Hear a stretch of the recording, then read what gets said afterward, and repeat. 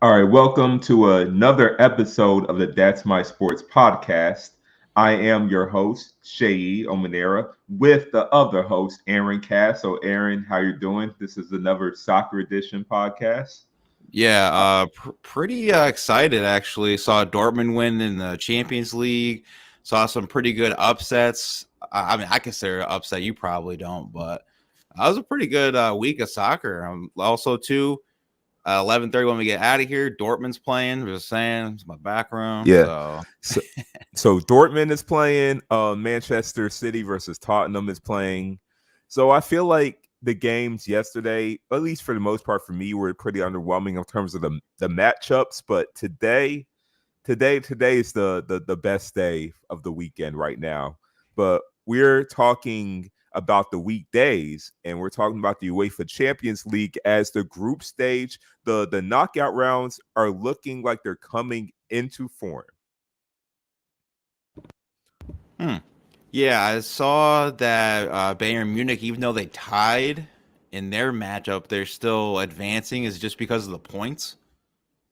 Yeah. You get 1 point for a tie, 3 points for a win. So it's kind of like for our American listeners, an NBA in-season tournament. They're seeing it right now. They copied it off the UEFA Champions League, off the Copa del Rey, off the FA Cup.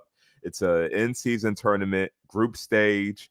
You have the point differential as you're seeing with the NBA in-season tournament. This is where it started from. You get how many points? So for Bayern Munich, they already advanced. They are much better than every single team in that Group A stage. That Group A stage outside Bayern Munich looks pitiful to me, disgusting. You got FC Copenhagen. So you got a Denmark team, FC Copenhagen. You got Turkish team Galatasaray. Aaron, how you pronounce Galatasaray? Oh, Jesus. We did this before the show started, so I said Galatasaray. No, no, So, no, no, no. You said something much worse than that. No, that's actually the right pronunciation. You said something much worse than that. I forgot, but it was hilarious. It was oh, jeez. hilarious. I'm just getting into soccer. You're trying to come at me. No bueno. So we got the fourth place team, and the fourth place team has always been disappointing. They lost yesterday to Newcastle United 1-0, and it's Manchester United. They got 4 points. Galatasaray and FC Copenhagen each got 5. So Manchester United, clearly they have to win. If they win, they get 7. And they have to hope. Well, have to hope. It's most likely going to happen. Bayern is going to beat one of those teams, and then Manchester United has to beat the other team for them to win. Were you surprised that Bayern tied in their matchup against trying to find it here? Because I was kind of surprised that they did. It was against Copenhagen. Are you surprised they tied them? I think Copenhagen won their last match before going up against Bayern. It's 0-0, but I'm not really surprised because the thing is, Bayern already has this group stage under wraps. So I didn't catch that game since that game. I looked at that game wasn't competitive. Since I watch the games as they go live, so I try to go for the most competitive game. And I assume they played their B team because it was just like, look, we already got this group stage one. We got the Bundesliga where we got to worry about right now. So we don't need to play our best guys. Let them rest against FC Copenhagen because we're already advancing. So I'm not really surprised at all. But it was a good result for FC Copenhagen. As we mentioned, they are number 2. Harry Kane did play. But when I'm looking at this lineup right now, it is seeming like some of their younger players came in. It's still mostly a stronger lineup, but doesn't look like they put too much on the gas against FC Copenhagen. But I do want to tell you about a player in FC Copenhagen, and I play Football Manager FM for my Euro friends. You know what that is. Rooney Bordesh. If I'm even pronouncing his name right, I'm really not sure, but he is a 18-year-old player from FC Copenhagen. Remember him scoring a goal against Manchester United in the Champions League. He has a lot of high potential.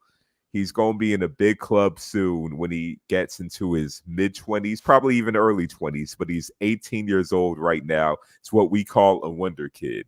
And FC Copenhagen has a lot of good young players. So I do want to see FC Copenhagen advance, but Manchester United, they would be playing against on they will be playing against. Oh, actually, never mind. Manchester United's out. I actually forgot. They got to play Bayern Munich. That's the only other team they didn't play.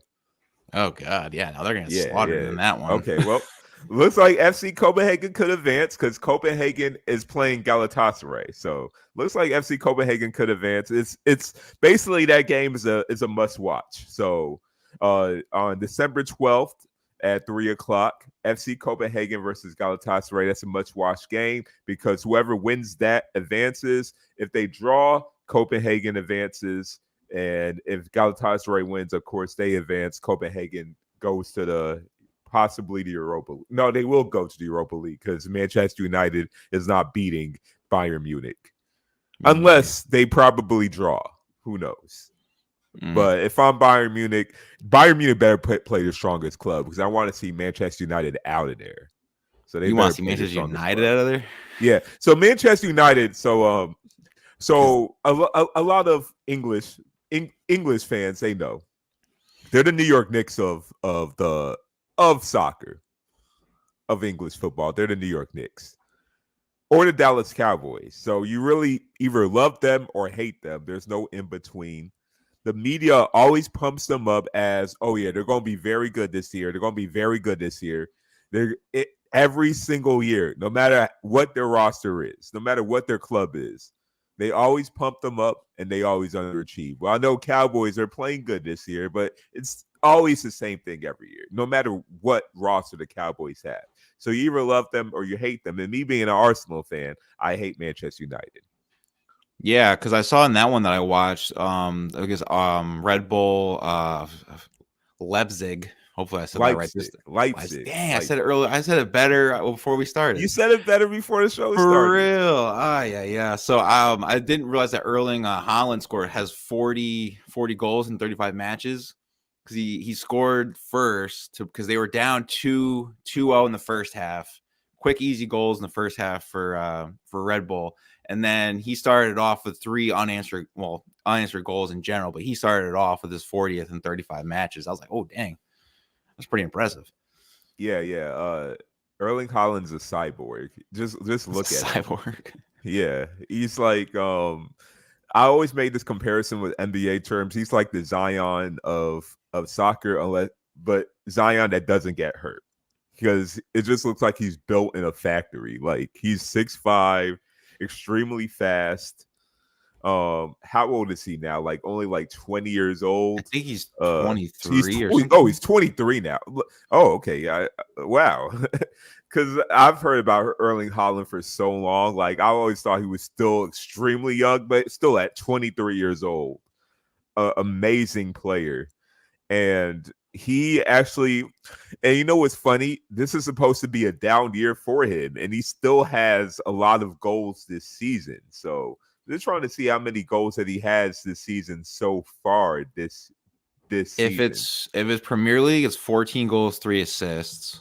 And this is a down year. This is technically a down year for him because that's how many goals he scores. And it's funny you're saying that because I'm looking at his stats from last year: 36 goals and 8 assists. Yeah, because he had Kevin De Bruyne up, and now Kevin De Bruyne is hurt for Manchester City. So his goal tally is down. The thing about Erling Haaland is he doesn't really contribute much to the buildup. If you watch Manchester City play, when they pass around, when they move along like through the field, he doesn't really contribute much to that. He only contributes to the final third when they're in the opposition half, when they're towards the goal. That's when he does his contributing. So you really need a player to set him up to get the goals, and Kevin De Bruyne is out. And that's usually the criticism of Erling Haaland. He's not really part of the build-up, so does he fit with the style of play? Hey, Guardiola just needs goals, and that's what Erling Haaland gives you. Absolutely. He should have had 2 in that match, but he kicked one just way too high off the goalpost. It wasn't going to go in, but he should have had 2 in this one. Yeah. He's a cyborg. But looking at that group stage, Group G, Manchester United, 15 points, won every single game. They are the defending champions for the Champions League, so they're still a scary team. De Bruyne or not, they have money everywhere, so they're still a scary team. That's still a team you got to watch out for in the Champions League. Leipzig is actually, you know what? In Germans, they probably won't like me for saying this, but they're actually one of my favorite clubs. I like Oh, Leipzig. Yeah. why is that? Why they're one of my favorite clubs, or why the Germans hate Leipzig? Which question you want to ask? First, do why you like it, and then why the Germans don't like it. Okay, so why I like Leipzig is I don't know. It's just like weird seeing like a brand basically own a team like this and have like their brand everywhere. So Leipzig is called RB Leipzig. RB, an abbreviation for Germany, is Racing Ball Sport Leipzig, which I think basically means athletic club, like a sports club. But the reason why they're called RB Leipzig is because of Red Bull. So they really want to name their club Red Bull Leipzig, but Germany doesn't allow for blatant sponsoring on their team's names, so they couldn't name it Red Bull Leipzig, so they had to name it Racing Ball Sport. But we all know what the RB really stands for, and that's Red Bull. So if you look at their jerseys, look at their logo. I mean, Got the Red Bull name everywhere. Got the Red Bull on their jerseys. If you, for any MLS fans, you already know they're affiliated with the New York Red Bulls. I think Red Bull pretty much owns a team in every major soccer country except for England. Only I know they dang. own one in Australia. They also got RB Salzburg, who's also in the Champions League. So Red Bull Salzburg, and that's an Austrian team. And what I like about Leipzig as well is that they just buy young players and let them play, let them go. So if you see Leipzig, they got Xavi Simmons, who was very good for PSV, and he was on the Barcelona youth teams, learning from Messi, Neymar back then went to PSG.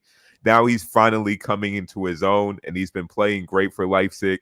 They got a Nigerian, but he plays for Belgium, Openda. He's pretty good. Danny Almo. They had Christopher Nkunku last season. He was great. Now he plays for Chelsea. I believe he's hurt right now. I just like that team, just young players. If you watch them play, they always run. They're pressing. When they're on the defensive end, they're always running. They're never sitting back. They're trying to get the ball. So it's just a fun team to watch. So I like watching Leipzig. So Interesting. why did why the Germans hate Leipzig is because what I mentioned in that first point, the obvious branding. So for Bundesliga teams, for Germany teams in general, not just the Bundesliga, they're owned by the fans. So it's kind of like how the Green Bay Packers are run in America. They're owned by the fans. They're not owned by a owner or anything. The fans make the decisions for the club. Like I don't think like blatant decisions, but like they basically decide who runs it, how their club wants to be operated. So since Leipzig is owned by Red Bull, I think they kind of find a loophole where they made it expensive for like a fan to be a part of the club. So really the people who technically own the club are Red Bull executives. Oh, So because of that and the obvious branding, Germany fans hate Leipzig and Hoffenheim too for the same thing, but I just don't remember who Hoffenheim is owned by. interesting. I didn't realize that the Germans would hate that because of the branding, but I mean, it kind of makes sense, I guess, from their Yeah, point of view. yeah, because the thing about German soccer, it's all about the fans. Like you notice being a recent Dortmund fan, you see how passionate you watch these Dortmund games, how passionate these fans are. Like the yellow and black everywhere. It looks like a cool experience. I really want to go to Germany and watch a Dortmund game. Like it really looks like a cool experience. But It definitely looks cool. so so you see how the fans get behind their club. So you see a team like Leipzig, who's kind of like the opposite of that. It's not something they're used to. It's something that, hey, but us as Americans, we're a country of capitalists, so like we've seen all this, so like we know all this. So like for me, it doesn't really do too much for me because this is like this is pretty much every team in America. So, but I just like the way they play, and I like that they always buy young players. I mean, that's good. But is there anyone in the Champions League? I mean, obviously I have Dortmund, but is there anyone else that I should like be a fan of or try to follow more, or just keep doing what I'm doing, just watching? Or for anyone that's kind of trying to get into the Champions League? Well, I won't say that this is a team that is too easy on the eye because they do kind of play. They're attacking, but the thing with Spanish teams is they still kind of play a little methodical, very tactical. Real Sociedad. Now that's a team I've been following. I've been watching their games in the Champions League because I. It's not like they're not supposed to be here. They're not supposed to be this good here, and they are tied for number one right now. They got the lead on goal difference with Inter in Group D, and they are undefeated. They got 3 wins and two draws. They are undefeated. They were not supposed to be this good, and they are playing extremely well in the Champions League. And it's a team you got to root for because they're the underdogs. They got the player I had to get you to pronounce your name, Mikel Oyarzabal, and I'm still not even sure if I'm pronouncing his name right. They got Mikel Moreno. They got Zubamendi. They got Brentia, and I'm not even sure if I'm pronouncing the name right too, but it's a Spanish Basque club. So this is a team that I'm getting behind. It's just a team that's not really supposed to be here. If you look at the names that don't belong, you look at Real Sociedad, you look at Lazio, who's looking like they're about to advance through the group stage. So that's a team that I'm rooting for. And also PSV as well. PSV is number 2 on Group B. Granted, if you look at Group B, it's Arsenal, PSV, Lens, and Sevilla. So outside of Arsenal, there wasn't really any other club there that you thought probably is really a club that should be feared. So seeing PSV in the group stage, number 2, that's also a team to watch for as well. And it shows you how the Champions League is, because I think Sevilla was like what 14th in La Liga last season, something like that. They were horrible last season, but I believe they even won the Europa League again. I think they won the Europa League again, or Copa del Rey. I forgot how they got into the Champions League, but being like 14th place and getting to the Champions League, that's why they only have 2 points. That club is not that good. I mean, they have 3 straight losses, so I don't think they're gonna. Yeah. I think they won did they win the Euro? The thing about Sevilla is no matter what type of season they have, they always win the Europa League. So I believe they won the Europa League last year again, if I remember. I forgot how they got in, but I think that's how they got into the Champions League. Because I was just looking at that like, wait, how did Sevilla even get in here? I mean, they went toe to toe with Arsenal. I believe it was in October, but I think Arsenal came up with the victory 2-1 on that one. Arsenal, like they had the easiest group of all teams. Like they just looked at this and they just rubbed their hands like Birdman. It's just like, yeah, we going to just stroll through with this league. How did they get this group? That's what I want to know. And you know what's funny in soccer, right? October 3rd, Arsenal lost to Lens 2-1.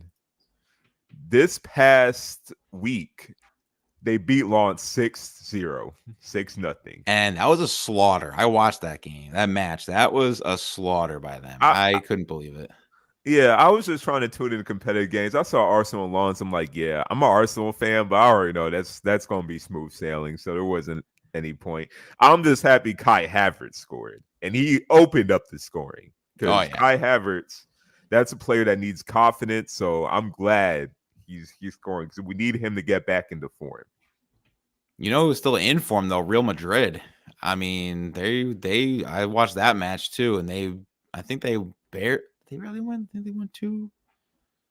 What happened with that one? I'm trying to look at that one because I think that one was a good match too. But Real Madrid, They are 15 points, so they won all their matches. Yeah, Napoli are defending Serie A champions. Not as good as they were last year because they got a new manager.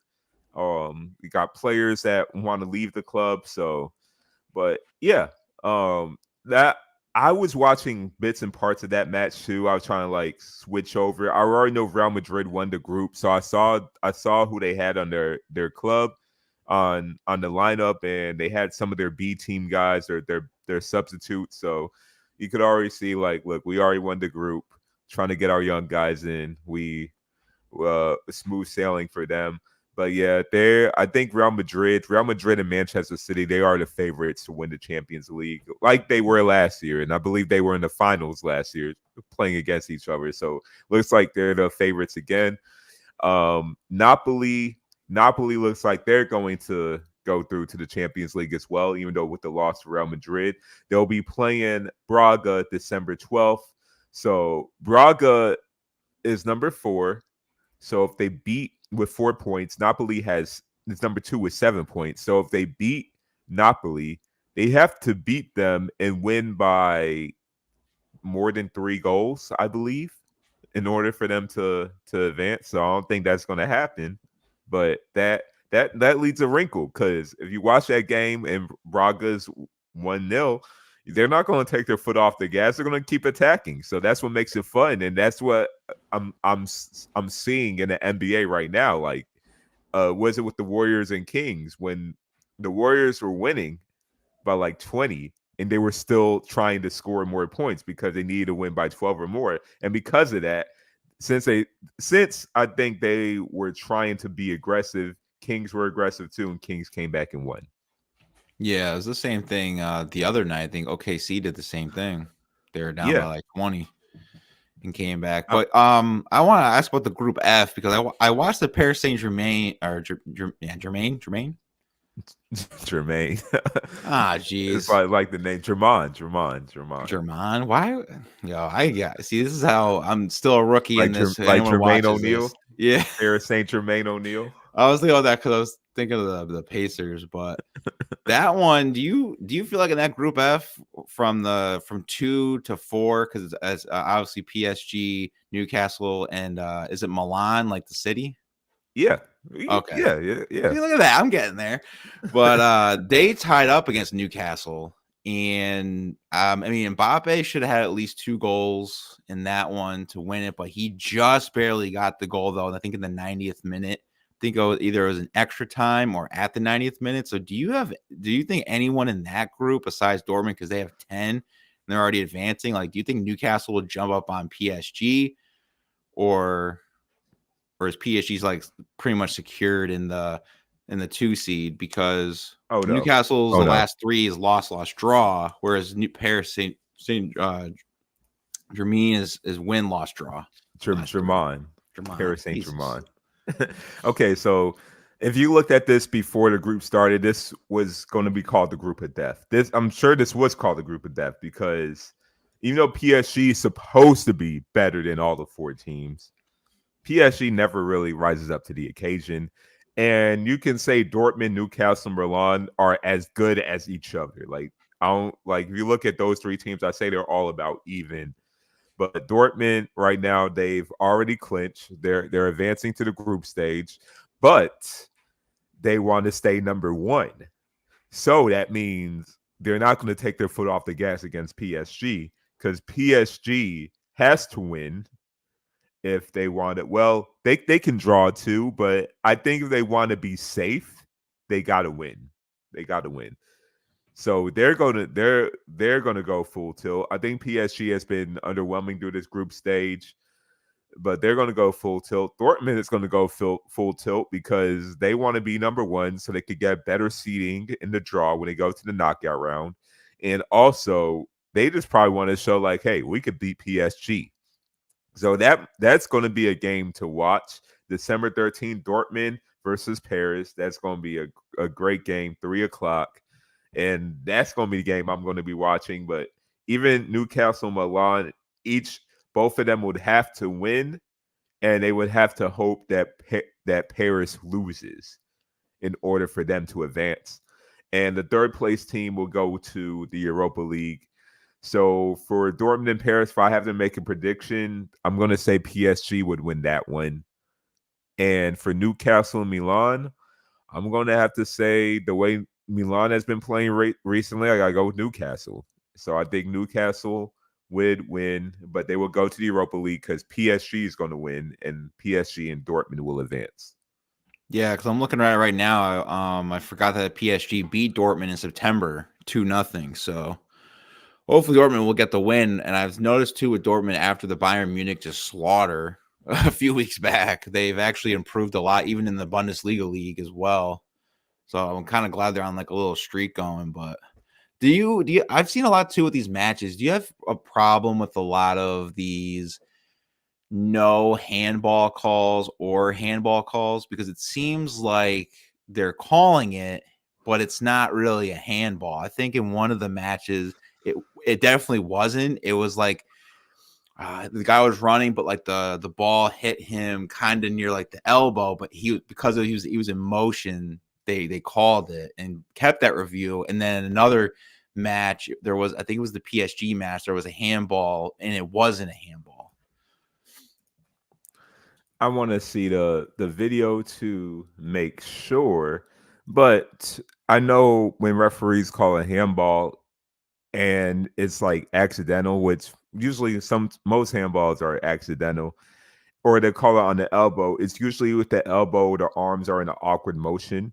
So if they're like outside of your body and it gets hit, then that's a penalty because you're supposed to keep your arms close to your torso. If they're like out like that, it's going to be a penalty because your arms are not supposed to be out like that. So sometimes defenders will put their arms behind their back. So like there'll be no like so you it won't be able to touch them. But if it hits the elbow when their arms are in a natural motion, where like let's say like an attacker, they'll kick the ball directly to your elbow. That should not be a penalty. So I got to see the video just to make sure to see if that should be a penalty call. But usually, if a referee does call it, if it hits the elbow, something's usually when it's outside of your body, like in an unnatural motion. Like, of course, you're not supposed to stretch your arms out playing soccer defending the box. So if it's like right to your body, not stretched out or anything, then they're not going to call it. Yeah, because the one, it was like literally in the dude's elbow. And then they were like, all right, well, it's a no call. But at first they were going to call it a penalty. And I was like, what? I mean, what match was that? Again, you said it was a PSG? The PSG one, because that's what helped up Mbappe score the goal. In the 90th minute, but there was another match too where it literally went into the elbow and they were going to call it and then they didn't, and then I was like, all right, well, that makes sense because it was literally in his elbow. So yeah. Like, I think I remember this. Oh yeah, I do remember that. Yeah, that one was tricky. yeah that one was bad. I do remember that now. Yeah. Well, hey, they always say like, hey, the referees are trying to make sure certain teams go win. So got to do what you got to do to get PSG to go in, I guess. Sheesh. Now with Barcelona, do you still think? Because I believe you said a few episodes ago when we did another soccer show, do you still have high praise for the future Messi and what is it, Yamal? Is that how you say his last Lamine name? Yamal. Oh yeah. I haven't actually got a chance to see him recently, but just the fact that he is 16 years old, playing the way he's playing. Yeah, it's definitely the future of Barcelona right now. It's definitely the future. Now they're rocking right now in the group stage. I believe, what are they in group H? And they got 12 points right now, so they're already advancing. Well, you would, yeah. Oh yeah. Or You see that they qualified, however you already, want to say it. they already clinched. Yeah, let's say they advanced. So, yeah, because if they trying to see, but they got 12 points. Shakhtar Donetsk and Porto got 9 points, so they got to win. But yeah, Shakhtar and Porto are playing each other. That's why they already advanced. So they both can't get 3 points each. So Barcelona advances, but they probably were still going to have to play hard because of goal difference, and they want to make sure they are number one. So they're playing Antwerp. That should be a team, Belgian team that they should be beating fairly easily. So Porto and Shakhtar Donetsk. Porto, Portuguese team. Shakhtar, Ukrainian team. That's going to be a game to watch as well. I got Porto advancing out of this one, but don't sleep on Shakhtar Donetsk. Shakhtar Donetsk are pretty good. Antwerp, they really got 5 losses. But hey, Antwerp, that's usually a club that you don't see in the Champions League. So I think they're just happy to be in the Champions League. I don't think they even care to win. But yeah, they got no wins. You're gonna probably see Yamal in that game and a bunch of other Barcelona youth players in that game. You're probably gonna put their whole B team. Like, come on, look. Xavi, the manager, is going to rise say, look, if you can't beat this team, you shouldn't be in this club. So come on, we're always going to put the Dang. young guys in. They got Because to did he play in the last match against Porto? I don't think I saw him in that one. Yeah, I didn't see him either. But the thing with young players is that you don't want to like run them to the ground. So I could see I him mean, play this game. 16. It's not like you're running him into the ground. Their muscles are developing. Their muscles are still developing. So you don't want to play. The thing about young players, don't want to play them too much at a young age because they're just going to get hurt later on. Arsenal fans, we know. There's a one player we know, Jack Wilshere. Ran him to the ground like at 17, 18 years old. He was an English prodigy. Supposed to be the English Xavi, an English Iniesta. And by like what 21, 22, he was not the same player anymore. He always got hurt, and then when he played, he just wasn't as good as he used to be because of the injuries. So, and Barcelona, honestly, they kind of already have a player like this right now. It's Pedri. He was a 17, 18-year-old prodigy, and they were running him to the ground wherever he was playing for Barcelona, playing in Spain in the World Cup. He was playing so many matches, and right now he's always getting hurt now. He's still extremely good, but he's always injured. And I think that's just because they played him so much at a young age. Like their muscles are still developing. So you got to play them sporadically while their muscles develop. And then eventually you can play them more matches as they get older. I figured, hey, you're young, just have them keep going. No, I'm sure they got the energy. Yeah, I'm sure they got the energy, but no, your muscles are still developing. You can't be playing that many soccer matches against grown men at that young age because you're just going to get hurt. I guess that's true. So, do you in the round of 16? Obviously, the teams that we already know of advanced. Do you have any that you think will go to like what would it be, the semis? Do you have any team that are just like you just think, oh, that I have no problem, they're just going to advance like real quick, no matter what? Or Manchester United, not United. That's funny. Manchester City and Real Madrid. I was gonna say Manchester United. I don't know. I don't think they got it. Definitely not. Manchester City, Real Madrid. I see no problem with them going to the group stage. What I see as a sleeper, I say Real Sociedad. Defensively, they're pretty formidable, and also they got a lot in the attack. I see them as a team that's going to frustrate other clubs. I can see them going further, surprising some people, but Manchester City and Real Madrid easily. Okay, I could put money on I was that gonna say Real Madrid myself because I do like who their young guy was it Bellingham? Yeah, Jude Bellingham. Jude Bellingham. Jude Bellingham. This is a celebration. Just stretches his Yeah, I was like, okay, he scored a goal. He scored a goal the other day too. So I think he was supposed to have 2 as well, but I think he definitely wildly missed or he got defended. But there was one match I saw. I gotta look at my history because I was like, dang, I can't believe it. I think it was in the Barcelona Porto. Like the goalie, he saved like 3 important goals. It was literally back to back to back. I don't know how he did it. For Porto or for Barcelona? I think it was for Porto. It was for Porto. Diogo Costa. He's actually a very good goalkeeper. Yeah, like dude, I was surprised. because it was like they shot at him, he blocked, and because of how he was like turned in it, they shot again, just right at him, blocked, and the third time I thought they were gonna get a goal for sure, and they didn't. I was like, Yeah, I couldn't believe it. Diego Costa, like, yeah, he's when you said like a very good goalkeeper, I was thinking like, okay, must be Porto's goalkeeper because yeah, he's extremely good. Yeah, he must be. Yeah. So that's how you have to win sometimes. Sometimes got to start with a very good goalkeeper because they'll save shots that they shouldn't save and they'll keep you in the game.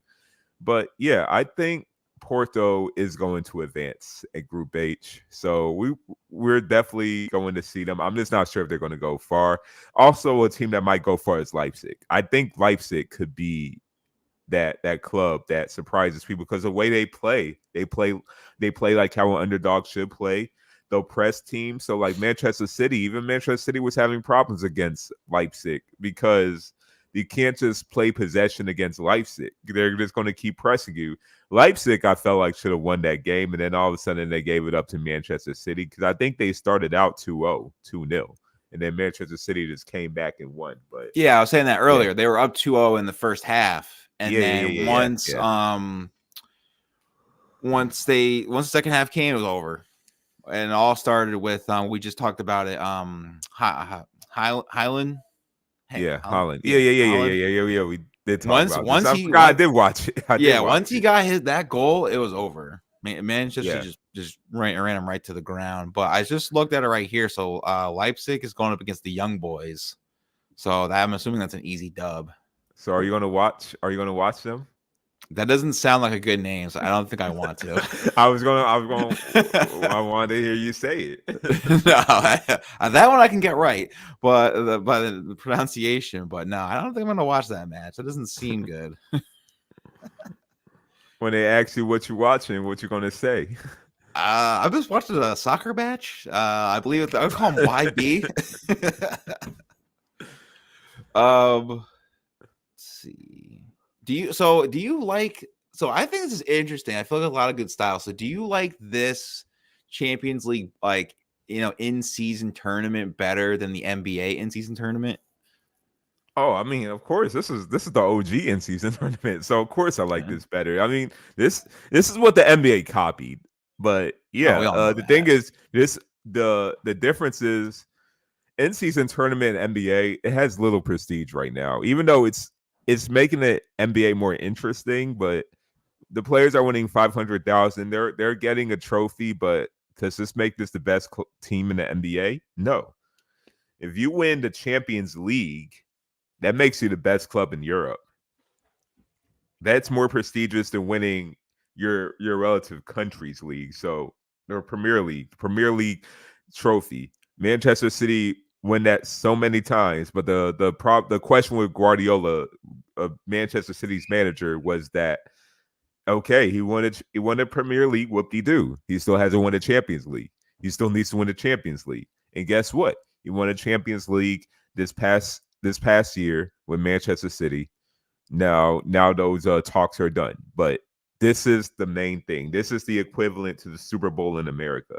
This is the number one trophy. So you got to win the Champions League trophy. And even clubs, too. If clubs are not expected to win the league, but they're still very competitive, still very good, their goal is to at least get to the Champions League. Because when you get to the Champions League, it makes your club so much money, so much revenue from the TV deals. So like how I mentioned with Antwerp, like they're just happy to be there. Like that's a Belgium team because like look, you get so much money, you get so much exposure just from being in the Champions League. Doesn't even matter if you win. So just getting there is an achievement itself. Oh, okay. I mean, this looks really cool just because you have like the three leagues just going at it. And I like the different styles and stuff that's been going on. Yeah, I love Champions League. You get to watch a French team play an English team, Portuguese team play a French team, a Spanish team. You see the different clash of styles, how they play their soccer. You get to see the referees too, which I always find interesting. Like, how do they communicate? Because the referees, I believe, they have to be a neutral nationality. So if it's a Spanish team versus a French team, they'll probably put an English referee. They can't put a French or a Spanish referee. So I just wonder, how do they communicate? Do they speak with English? Does referee know multiple languages? Like that's always like what I wonder. Like how do they communicate to each other? Yeah. Now I was watching it. Do they have like certain stadiums that's like they all kind of gravitate to, or is it just wherever they're at? Like, how I know the NBA, they're all like, they're using their stadiums, but I feel like with this Champions League, because there's so many clubs in different areas, do they have certain neutral stadiums that they go to, or Oh no, they'll go to the home team's club. just the So home team? unless, of course, the finals, Champions League finals, going to be the neutral ground, but they go to that goes to the point while like some teams want to just at least make the Champions League because it makes you so much money. Like Antwerp, for example, like they got the Champions League over there. You know how much those tickets are probably going for? They're probably selling out their own stadiums, the TV Dang. deals and everything. So like, yeah, like Champions League is a big thing because it just makes so much money from ticket sales, from TV revenue, from everything. So yeah, and if you notice, like I've noticed this with some Europa League teams, some Europa League teams are still they were still do, doing dealing with social distancing, or I think it was Maccabi Haifa. I think because that's an Israeli team, and I know what's going on with Israel and Palestine right now. If you look when I forgot which team played against Maccabi Haifa when I was watching them. It was probably Rents or something. When I watched their stadium, it was empty. There was no fans there. I don't know if that has to do with Israel Palestine or have to do with social distancing, but it was empty. So you get to see like how different countries what they're going through. You get to see different cultures within the stadium. So yeah, that's the amazing thing with watching Champions League and Europa League. Hmm.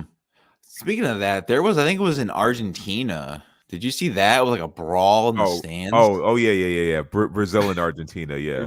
I didn't That's realize it was always that bloody. oh, Not bloody, but you know what I mean. South American South American countries. They take this is not a game. They take this seriously. They take this seriously. It is not a game. So I actually had a Brazilian friend. It was an exchange student at St. John's when I went there. So still connected and everything on social media. He was actually at the Brazil Argentina game. So I had to Oh, ask him what happened. And yeah, he was talking bad about Argentina. And yeah, it just was not a pretty sight over there. I bet he was part of that brawl. He instigated it. I didn't see it on his story, so I'm going to incline to say that he wasn't a part of it. But I didn't see it on his story. I just saw it on the news, and I just saw he was at the game, so I just had to message him about it. It was just like, oh, yo, what was going on over there? But I don't know if I did tell you this. When I'm really kind of iffy. I think I want to go. Part of me feels like I shouldn't. River Plate versus Boca Juniors. So that's the rivalry in Argentina. Two of the top Argentina clubs, River Plate and Boca Juniors. If you ever watch documentaries on it, I think they even got some on Netflix. Yo, it's like almost like gang warfare when you go to a go to Holy a shit! match. Like River Plate and Boca Junior fans absolutely hate each other. Like there's like legit fights. I believe like people have died just going to those games. Like it's really that Yo. serious. So you want to go to that? Good luck. Now I just want to see the match. I just want to see the match. But it's like I guess if you in Cali, you don't want to wear all blue or all red, right? If you don't want to wear all red showing your River Plate, you don't want to wear all blue showing your Boca Juniors. I'm just want to be neutral. I'm wearing neutral colors. I'm just here as a fan. I'm not I'm not want any violence or anything. I just want to see the match because like the rivalries like Real Madrid and Barcelona is something else in Argentina, but there's also a lot of violence. So like matches like that also always have to have heightened security. Same with Right. Brazil and Argentina. And like let's say like if South American teams play in America, like for friendlies, for preseason games, for North America, for USA, if you ever go to a stadium, they always have heightened security when they're playing against each other because they do not; those fans do not play. It's not a game to them. They take this serious. Jesus. Insane. Honestly, even Mexico, even Mexican fans, they do not play. When Cruz Azul was playing Atlanta United, those fans, man, I love the passion, but like, yeah, they hate you if you're just rooting for the other team. They hate you. But I love the passion. Sheesh. Wow. Well, I mean, it's a good thing I'm getting into soccer now because this is definitely interesting. That's for sure. Again, I only knew about the World Cup stuff. I didn't know anything about how crazy it can be in Yeah, stadiums, I the advise you to watch some rivalries. documentaries of Boca Juniors River Plate. Like I'm gonna have to. I'm gonna have to watch it it's today. crazy. It's crazy. Well, before we go, obviously the two matches that we want to see is in the German Bundesliga, the Dortmund versus please tell me I'm saying this right, Leverkusen. Leverkusen close. God damn it! All Bayer right, so Leverkusen. they're at 11:30, which is in 7 minutes. Do you have Dortmund winning that one? Because Dortmund, I got Leverkusen winning. I was gonna say because Dortmund's they've been like a little spotty, but especially in the Bundesliga. But I'm just looking at the standings. I didn't realize that they were 7-3-2, fifth in the I guess the table, if you want to call it standings. But yeah, Bayer Leverkusen definitely looks like it might be They're number one. yeah, they Leverkusen don't. is number one. They are overachieving Yeah, this they're year. They are 11 very and good. 1. So You, you know why? Xabi Alonso, their manager. So Xabi Alonso, I say Real Madrid legend and also Liverpool legend as well. I watched him in his playing days. He was Cristiano Ronaldo's teammate way back then. He was the playmaker of the team, and then Liverpool, like for those Liverpool teams in the mid 2000s, he was one of the top players there. And of course, for a player as smart as him, he became a very good manager, leading Leverkusen to be number one, and also I believe a favorite to be the next Real Madrid manager next season when Ancelotti leaves. So yeah, okay. Xabi Alonso is making this team. They're fun to watch. If you watch Leverkusen, they are attacking. They are fun to watch. Defensively formidable. They could very well win the Bundesliga this year. I still feel like Bayern Munich's all of a sudden just gonna don't win at the end of the season like they did last year when Dortmund had the lead. But yeah, two fun teams, two fun clubs to watch. I think Leverkusen is gonna win this one. Yeah, because I mean Bayern Munich's 10-2 right now, and I think in the Bundesliga I think they got a winning streak going on, right? Yeah, they have Uh, a well, they had 4 game list. Like, how do you guys call ties? Is that snap a streak?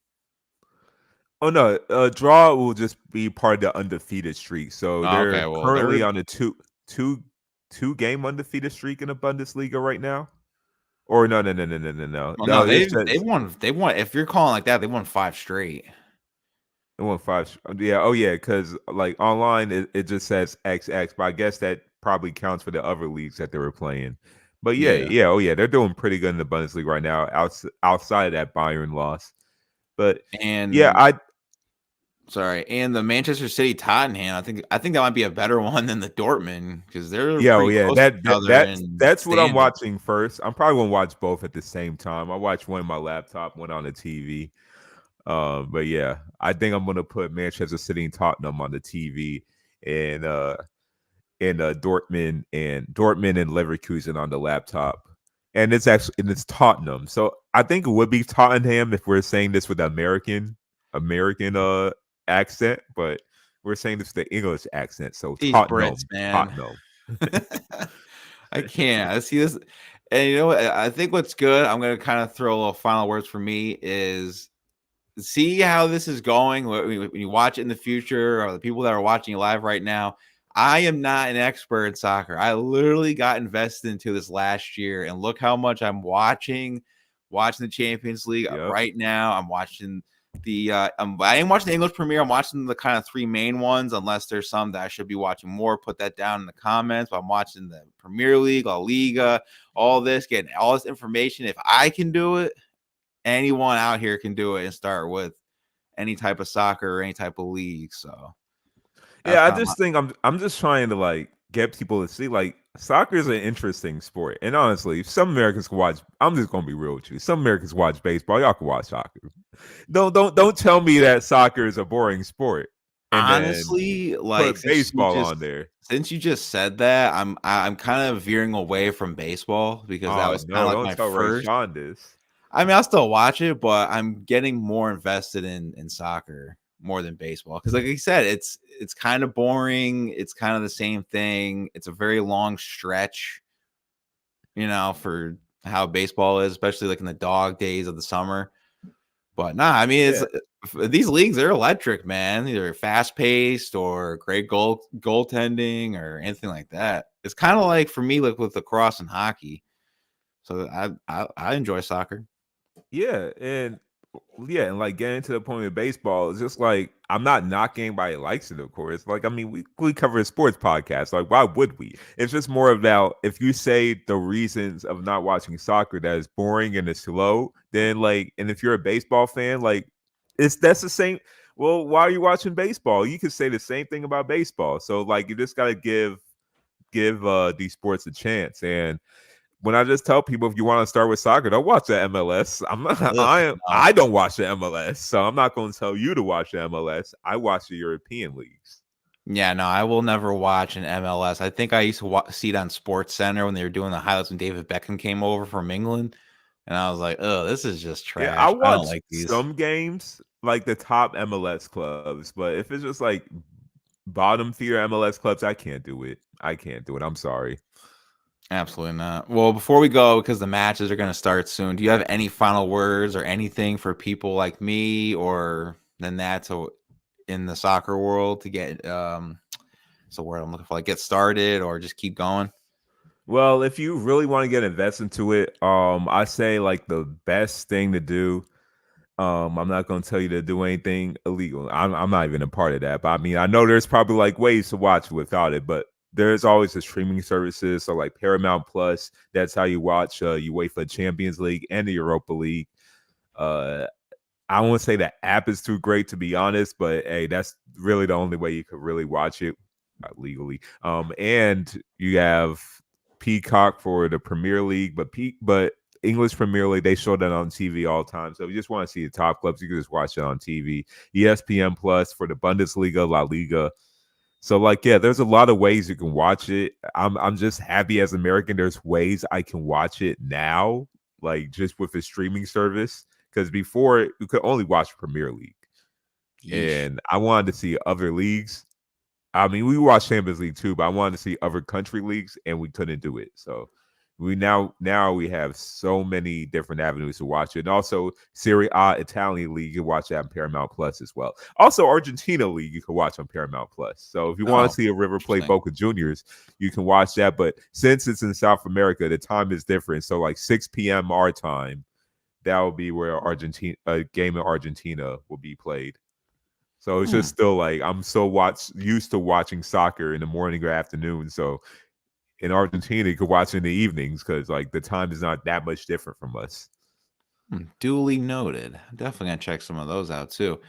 Before we wrap it up, don't forget to like, subscribe, and follow. That's My Sports on YouTube. Appreciate the 5 followers who have followed us so far.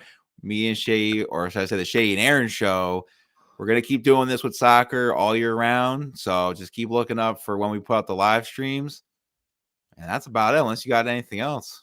That's about it. That's about it. All right. Peace. Tie this game at 60.